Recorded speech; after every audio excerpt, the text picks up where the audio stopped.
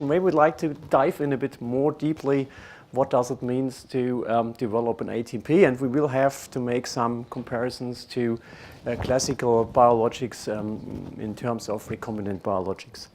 Now, bringing an ATMP from the very early research phase into a later clinical development phase and even further into a approval does mean that you have to go through a number of translational development steps. The first one is maybe the hardest for small companies like university spin-offs focusing on research, and they have to learn that research is not development. So they have to try to translate their nice ideas, and they have to, at the end of the day, leave the more than less holistic approach, saying, well, I have such an interesting molecule or treatment here, I have very interesting mode of actions there, I have exciting indications there. So the first exercise, which is very important and which is basic of everything, is to focus on one particular indication, for example, to focus on the route of administration you try to develop, and this is not always an easy exercise. Once you have reached the development stage, so you're thinking about, all right, okay, what are my animal models which are actually predictive, giving me the feeling of safety and also efficacy when it comes to my indication and my route of administration. So this is another exercise what we will also listen then to in the next talk, I think.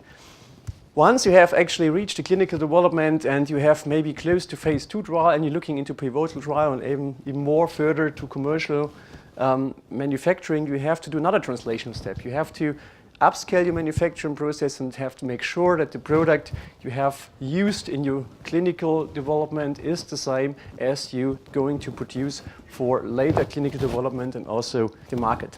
I mean, this is nothing new. This is also nothing what is particular from the historical point of view important for ATMPs, but it becomes very important in particular for ATMPs if you think about in which environment we do believe or we do develop most of these drugs, most of these treatments. We develop them mostly, and for a lot of indications which are even ultra orphan, with very small patient populations. We do develop them in the respect of a high dynamic power when it comes to technique. Just to mention, would like to mention here the new technologies like CAR T cells, which evolve now for just a few years and which are now already in the market since a few weeks. We also develop these kind of products in the context of personalized medicine and new diagnostic tools, making it possible to stratify your patient population based on molecular level of pathology or molecular level of mode of action. So bringing these two bits and pieces together, it is relatively clear that for a lot of these kind of products, the classical approach running through a phase 1, 2, and 3 trial is not always applicable. And it is even very hard to make these kind of treatments available for patients early on in development and getting an early access of patients to these kind of treatments. And this was aware, or is aware for regulators and regulatory agencies and EMA for a couple of years now. And these days we have a number of tools available helping companies to taking this translational step. And I'd just like to mention here one, for example, the adaptive pathway, what makes it possible to start with a very distinct patient population in a phase 2 trial, for example, and then enlarge this patient population over another products when the product has already a conditional marketing approval. Now, why do I mention this? The early access of these kind of treatments is important because we do talk about severe diseases, we do talk about a very small patient populations, and from that end, it is important to understand that speed is important. But nevertheless, if you're looking into these tools we do have available from the regulators, and we have another one I'd just like to mention here, this is the PRIME scheme, where you are able to have early access support from the regulators throughout the whole development process for diseases with high medical need. But what is actually needed for all these kind of processes, for all these kind of work and working together with the regulators? What is needed? You need a product. You need a product. So that means early access to clinical trials does not necessarily mean that you can do it with a less good quality or even forget it. Or in other words, you will not get it cheaper. Sometimes people are asking me, okay, if I have an early access to clinical trials, this saves a lot of money for me when it comes to quality development. But that isn't the case. I would do it the other way around. I would argue, well, you need even more focus on that because you may risk a kind of two-speed developments. On the one hand, you're focusing on that the patients will get the chance to have access to your new treatment regime. And on the other hand, you need to develop your quality in a shorter time. So you should have really more attention on that issue. And that's why one of my main topics or my main points I would like to focus here on today is to remind you and give you a feeling to mind this possible gap. The possible gap means that the train is ready to start with your clinical trial, and then you're recognizing, oh my goodness, I do not have my manufacturing process under control. I cannot deliver the clinical trial with my treatment. And this is a kind of worst case scenario, what shouldn't happen. Now let's have a quick look on a comparison between a classical recombinant biologic, let's say a recombinant antibody, and a cell therapy. What are the main differences when it comes to manufacturing? First of all, I think Detlef mentioned that already, in terms of a recombinant biologic, your product is produced by living cells.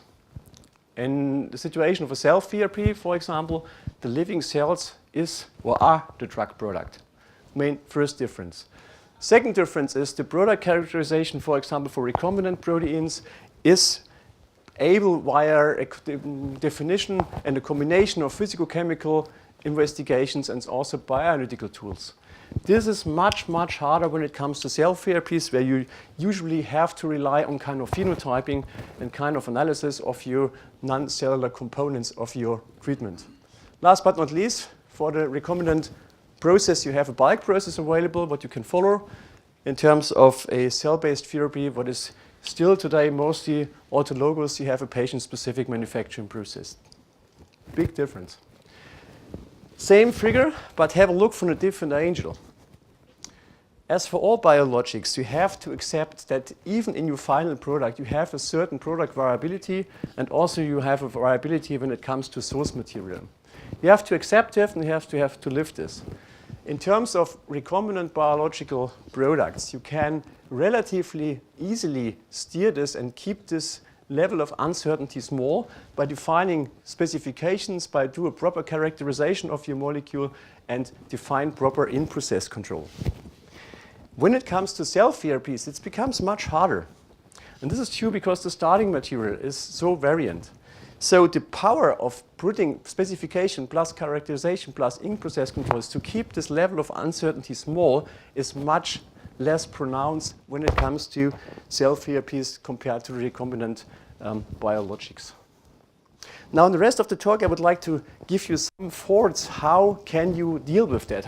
What could be a basic concept to go ahead and to make your product, even in this tricky situation, safe for the patient and to prove efficacy? Now, as I mentioned, you have to be fast because you would like to have an early access to the clinic, and you have to deal with a lot of uncertainty when it comes to manufacturing. So one way of dealing with that is to use a risk-based approach, where you try to collect as most product understanding as possible. So you try to do as characterization of your treatment of your cells as possible. You try to develop as much as parameters of your process, of manufacturing process, and you try to define as good as possible the required product quality. Now, taking this idea of the risk-based approach one step further into the manufacturing of a cell-based product, what does it mean? And good exercise and a very straightforward approach is to start with a kind of quality target product profile. In this profile, you, for example, define the identity of your cells. For example, phenotypes, cell quality. You can also define, say, okay, I would like to have a certain concentration of phenotypically characterized cells in my preparation. Once you have this, and you should have this in written, this helps really, it has to have it somewhere, you then try to link these quality attributes with your critical quality attributes of your product. So you have to do a translation from what you would like to have, what you really can attribute in your preparation. For example, in terms of identity, what is really the phenotype you need to have to get this treatment released for clinical trials or later on for commercial use. The last step is then to link these critical quality attributes with process parameters which do influence, for example, here the identity. So is it, for example, the holding times which is important to make sure that you always have the same phenotype getting into the patients? Or is it, for example, the extended or the time of the culture? So maybe you have to exclude an extended culture time after, let's say, between 5 and 6 hours. It's okay. After 7 hours, the phenotype of your cell preparation will change. So this is a basic exercise you can run through all these kind of products and helps you to define your manufacturing and control strategy. Another level of going into that is, then there's the next level to go risk assessment and which specify this basic way of thinking in more detail. I would really like to highlight it very briefly because you can talk for ages now about how to do it and you can give a lot of examples. I would just like to give you a feeling about the concept. What you can do is, for example, and this is the goal of such a risk assessment is for every single manufacturing step, and it maybe, as in this example, is, for example, to link the quality attributes on the one hand and the quality target product profile on the other hand. So the goal of this exercise is to assess quality attributes for criticality in terms of safety and efficacy and in terms of your manufacturing process. And to do that, you can usually start with a kind of risk question, and then you define 3 different factors helping you to generate a kind of risk threshold that is acceptable within your manufacturing process. The risk question, for example, could be, it's a very simple one, how critical is the effect of possible deviations from the target product, quality target product profile in respect of safety and efficacy? Now, if you realize, okay, there is a certain risk of microbial infection of your patient, then of course you have as factor 1 a severity score here. You have a high severity when there's a certain risk of infection.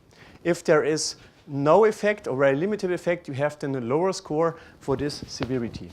So factor 1 is the severity of risk.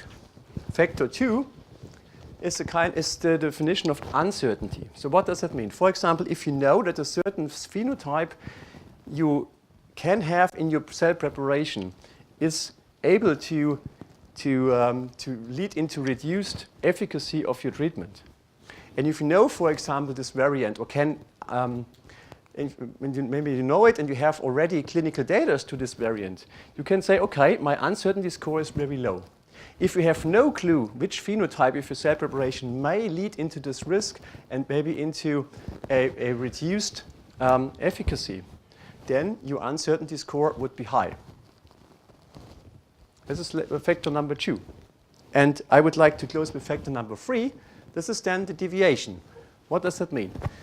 In terms of you have a certain phenotype which you do believe it's reliable to have an impact on your efficacy, and you are able to purify this phenotype within your manufacturing process, then this deviation score would be very low.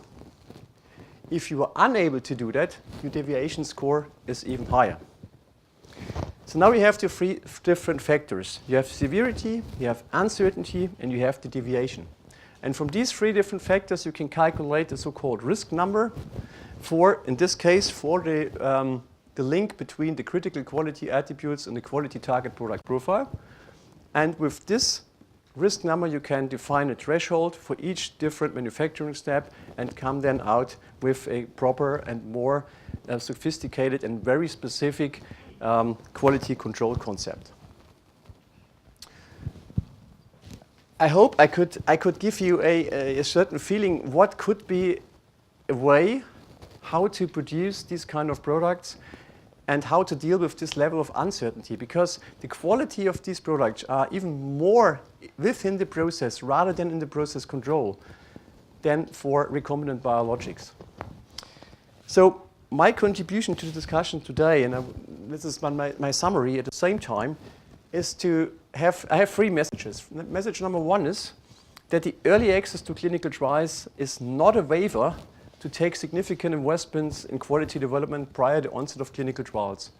This is a very important point to consider if you like to start clinical investigations.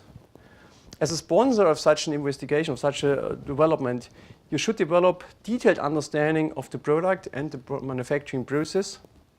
And last but not least, I hope I could give you a little flavor how risk-based approaches may support you as a sponsor to define the pillars of manufacturing and appropriate control strategies. And with this, I would like to thank you for your attention, and I think questions come some later. Yes.